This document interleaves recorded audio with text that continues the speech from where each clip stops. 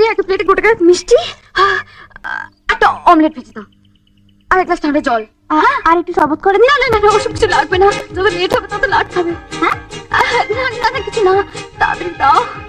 লাট কি সব লাটে তুলে দেবে? তোমরা ক ভাই? ভাই সেটা ভেবে বলবে নাকি? হ্যাঁ, না, ভাবছি ভাবছি যে মনি আপনাকে এটাও বলেনি? কি বলেনি মনি? আমার তো সাত কুলে কেউ নেই। তোমার বাবা মা? তারা তো না, বাবা মা আছেন, বাবা মা দুজনেই আছেন। আমি তো তাদের একমাত্র সন্তান। তুমি কোন কলেজ থেকে ইঞ্জিনিয়ারিং পাশ করেছো? ইঞ্জিনিয়ারিং পাশ করনি? হ্যাঁ, না মানে এই তো আমাদের শিবপুর বি কলেজ থেকে। আচ্ছা, আমি কি একটা কথা জিজ্ঞেস করবো? কি কথা? আপনি কি আমার পরীক্ষা নিচ্ছেন? আপনার কি সন্দেহ হচ্ছে আমি দুর্গাদাস নই? না না, তা কেন মনে হবে? ওই মনি আমাকে যা যা বলেছিল আমি সেগুলো একটু তোমার কাছ থেকে ভেরিফাই করে নিচ্ছিলাম, এই আর কি। আমার ব্যবসা সম্পত্তি নিয়ে খুব চিন্তা, তাই না? মানে মানে তুমি আমার একমাত্র মেয়েকে বিয়ে করবে আর আমার প্রপার্টি, সম্পত্তি, বিজনেস এসব নিয়ে ভাবোনি? না, ভাবিনি। আপনার যা আছে সেটা আপনার কাছেই থাক, আপনার বিষয় সম্পত্তি আমার দরকার নেই।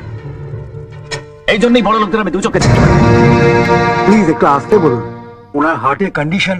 আরে ঠিক আছে ডক্টর ঘোষ, আমার কোনো অসুবিধা হচ্ছে না। কি বলছিলে? কি আবার বলবো? হতে পারেন আপনি বিরাট বড় লোক, কিন্তু আমাকে ওইভাবে বলাটা আপনার উচিত হয়নি।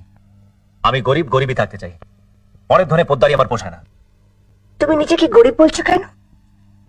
মাসে না তুমি 2 লাখ টাকা রোজগার করো? কার 2 লাখ টাকা? 2 লাখ হলেই বাকি, আপনার কাছে তো আমি গরিবই। আচ্ছা ধরো আমার এই বিষয় সম্পত্তি, বাড়ি গাড়ি সমস্ত কিছু বেচে দিয়ে সবকিছু টাকা পয়সা আমি একটা সেবা আশ্রমে দান করে দিলাম। তা দিন না, দিয়েই দিন, বাঁচা যায়। এ বেশি টাকা পয়সা বাতলা শুনলে পোষায় না, একদম ভালো লাগে না। খাবার এসেছে, খাবারগুলো খেয়ে নাও। আমার খিদে নেই। মা যখন এত করে বলছে তখন খাও না। সেই তো কখন ব্রেকফাস্ট করে বেরিয়েছো, লাঞ্চও করনি। খাও। বললাম তো খিদে নেই, জোর করে গেলাবে নাকি?